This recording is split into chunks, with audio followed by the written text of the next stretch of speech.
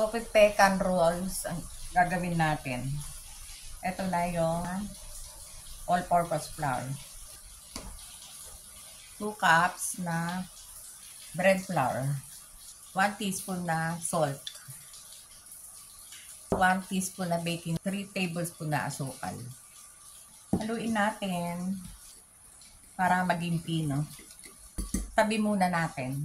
1 cup na lukewarm water tsaka 1/3 cup ng butter. Lagyan natin ng 1 tablespoon na mantika. Ito yung yeast na proof na natin.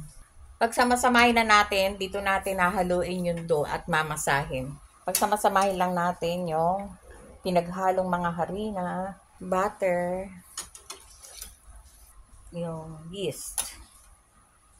Takpan lang muna natin ito para hindi tumapon yung mga harina. Tsaka natin start na paandarin. Ayan, namamasa na. After isang oras na pinaalsa natin, eto na siya.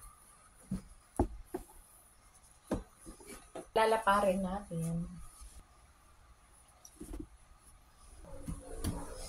Lalagyan natin ng butter.